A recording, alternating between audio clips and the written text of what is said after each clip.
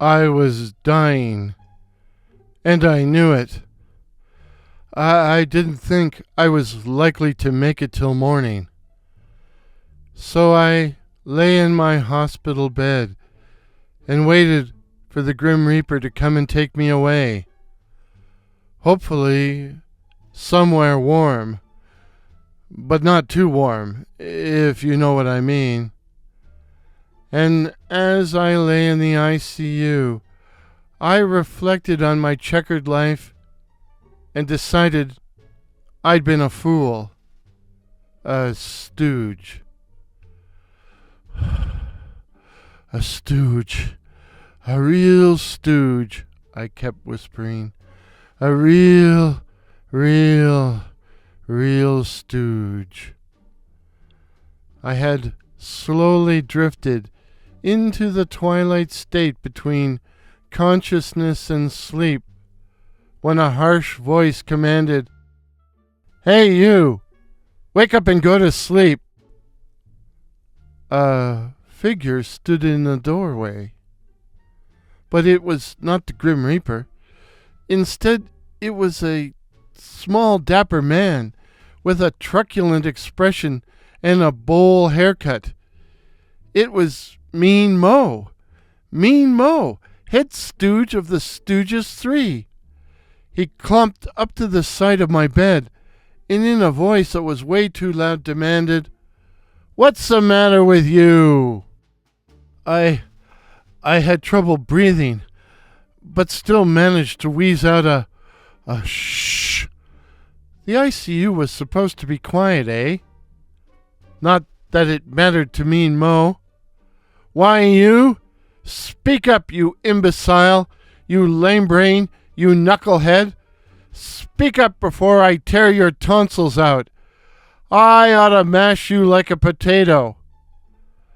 I protested and almost said, "I resemble that remark," only to correct myself and say, "I resemble that remark."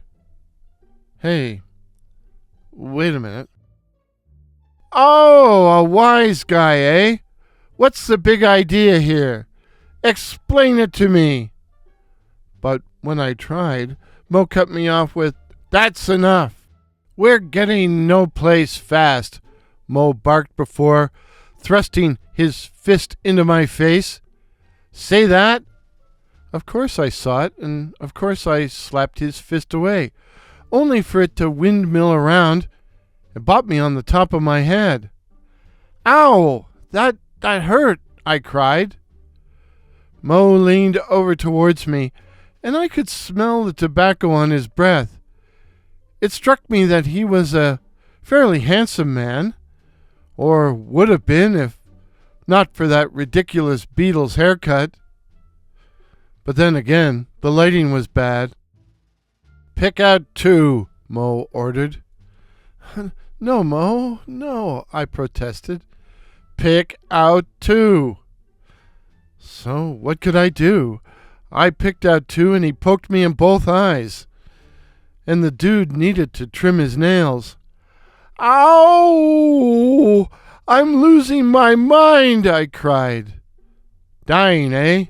Moe said. I might not make it till morning," I managed to choke out. "Well, if you're dying, take your time, but hurry up." This was too much. Where was the Grim Reaper to make Moe's hair stand on end?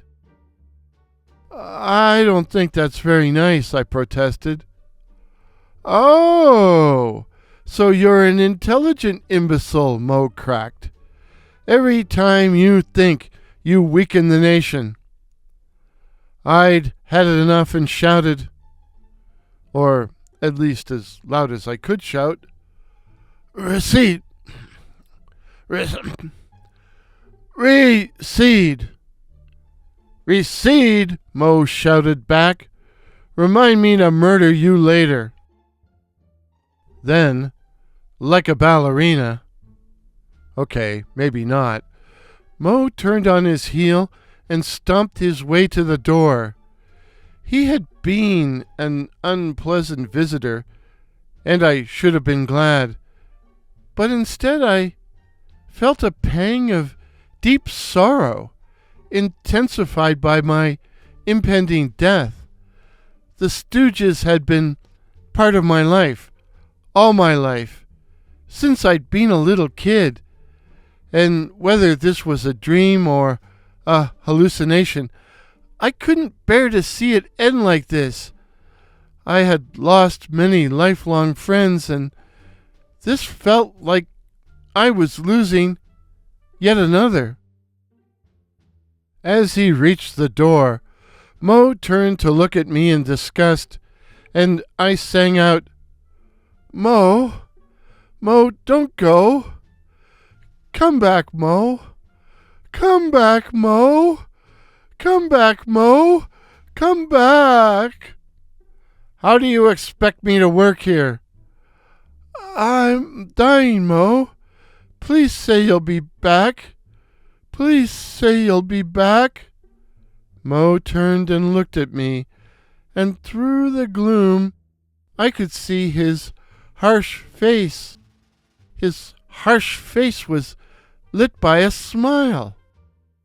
"Oh, we'll be back," he said, and raising his arm in salute, he solemnly intoned, "For duty and humanity." And then he was gone. And I began to laugh. Okay, I began to wheeze, wheeze and cough. But eventually I managed to produce a chuckle. You might call it a croak, but I say it was a chuckle. A chuckle. I must have slept then. Oh my. I must have slept then, and when I awoke, it was daylight and Nurse Jeannie was in the room. "Did you sleep well?" she hiccuped. Poor girl had a permanent case of the hiccups. "I think so, but I had strange dreams. If it was a dream." Oh, this has got to stop. "I wondered if Moe would come back." Enough of these hiccups. To be continued.